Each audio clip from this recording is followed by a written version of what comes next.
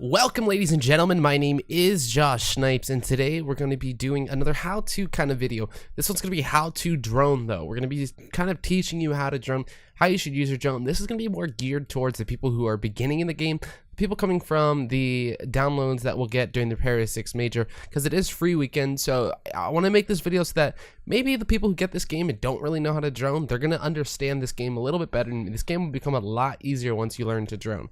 But I think if you're a seasoned veteran, you might actually be able to pick up a couple tips and tricks from this video.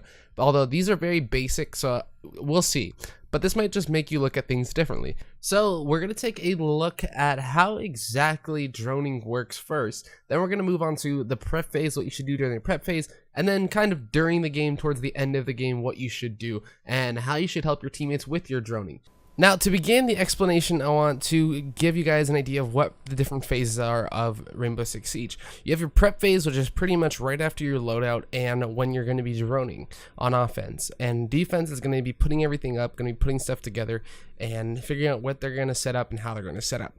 Now, you're during the phase, during the match, actually, you have your action phase or your main phase, whichever one you want to call it. This is going to be when you're actually attacking and kind of when you need to go get the diffuser down. Now I'm going to be focusing on bomb just because that is what they play in ranked, or not what they play in ranked, but when they play in ESL and things like that. And I feel like bomb is probably the best objective that you guys can play, so that's what I'm going to do this whole video on.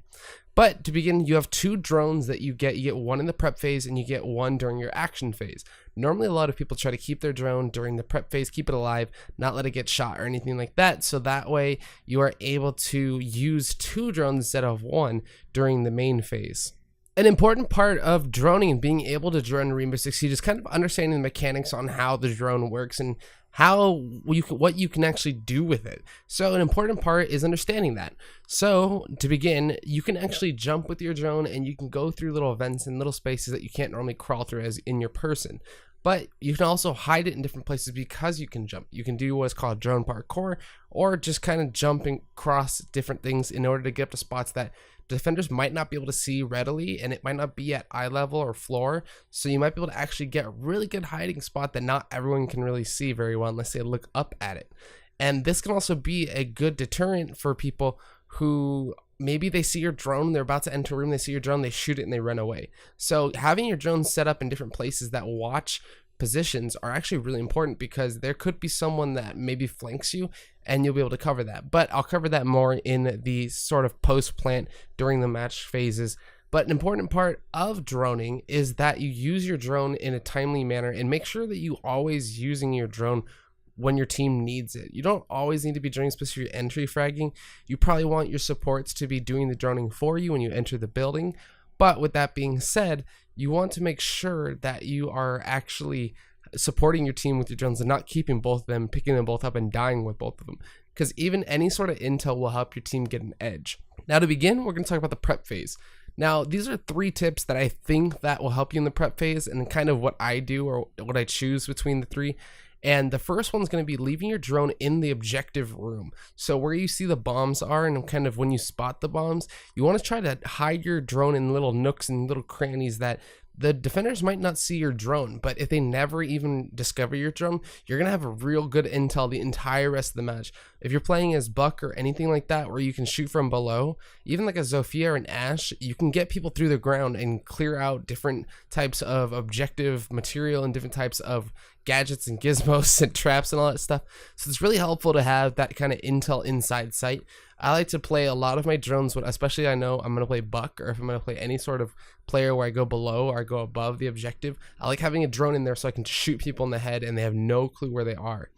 So that's really important, and that's why I like playing with the drone in the objective. You're also risking a lot though. Your drone might get shot on the way in, or it might get seen, so it might get shot later on in the round. So try to think of where you wouldn't really be looking, or think of like dark corners and stuff where your black drone will match the background. But you need to be careful, because if you're facing someone, there's a red light on the front of the drone that can get seen. So maybe turn it around, especially if you go under like a desk or under like a bed or something like that. Next, you're going to leave your drone outside where the side you're going to spawn on, and try to watch the windows and try to watch any sort of doorways that get opened or any sort of windows that get hit out. Or maybe if you hear someone pre-hitting a window so that they can jump out and get a run out on someone, that also will help your team too. You want to be able to use this intel in order to get someone who's trying to spawn peek and just get a nice little one tap, or be able to light that person up at the very least. So that way it's a little more of a deterrent. That way they won't probably try that again. Although there are some players that will peek every single round and die half the time because of people like you who will have a drone outside, leave their drone outside, and make sure not to get shot.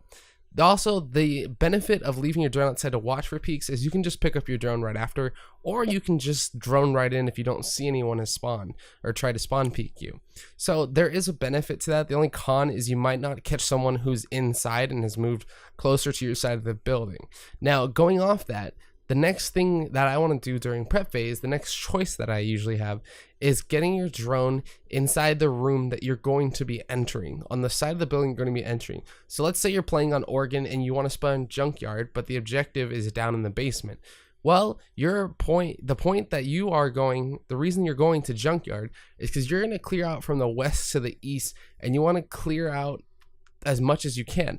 But before that, you want to make sure that you can get into small tower very easily and very safely. You don't want any sort of person roaming or anything like that on that side of the building, and you want to make sure that you spot them in the small tower. If they're in small tower when you enter, you want to make sure you know that they are there. So now moving on to during the match, or the main phase of the match, it's very important that if you are playing support, that you need to drone rooms out for entry. And that means that, let's say you're playing again on Oregon, you're going to drone out your small tower at the prep phase. If you don't see anyone in there during the main phase, you're going to keep moving on from west to east. Now for, I'd say, Oregon or other maps, you want to usually get someone else to help you drone it out, or even just drone your entry fragger in so that they can kill anyone if you see anyone on your drone. Now you want to drone out corridors and different types of phase in different places inside buildings, and you want to basically be able to cover one side of the building knowing that there's no sort of rotations, no flanks that's going to be happening, and be able to kind of quarantine that side of the building knowing that no one is over there and that you can't possibly get flanked from that. That's why I think Oregon's a great example of this. You can definitely kind of corner off the building, especially if you're playing the basic, kind of corner it off so you know no one's going to come from kitchen or from small tower or the bathrooms or the showers. And you can also do the same thing on the top floor. You can go from west to east, kind of clear out the kids' dorms, the dorms, and then go all the way to the master and armory.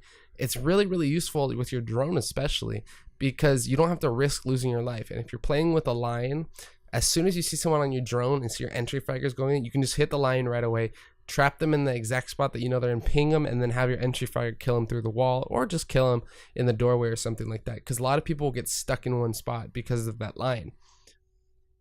Next thing that I want to say is kind of, if you're droning objective, especially during the main phase, you really are not doing yourself a service if your team isn't already kind of in position to push onto the site. So you want to try being very wary and very careful with how you drone. Usually I will leave a drone near the site, so if I need to get my drone into the site quickly, I will definitely get in there, but I usually will leave my drones on, say, a flank or something like that. So let's say if you're trying to attack on border, I will definitely cut off. If there's only one door in, one door out, I usually leave a drone on it, so that way if, say, a dead teammate ends up getting to use my cams, they can tell me if someone's flanking around, and I can know that someone's flanking around, and that I can make sure that the rest of my team who's alive doesn't get killed in the process. But that's an important part too, is that watching your flanks and having someone calling out, especially if they die, you want to give that dead person something to do during their death. You don't want to just let them kind of hang around and not do anything. That's why it's really important that if you do die yourself, that you help your team by going on the drones, going on the cams, especially if you're playing the Dokkaebi, have her hack the cams and give you some intel that you can use. Now, I hope this guy brought you guys some good insight on how to drone. If I come up with anything else, I would definitely make sure to leave it down in the comments below. Let me know what you guys think, if you guys have any sort of drone tips or anything like that for me or for anyone else that's in the comments. It's really important that we share all this information together, because we can become better players together. We can learn together, and I can learn from you guys. You guys know probably way more than I do, because I'm simply one person. I didn't really get to ask anyone about what they thought or if they had any ideas for this topic. But with that being said, thank you guys so much for watching. My name is JoshSnipes. This is going to be JoshSnipes signing off.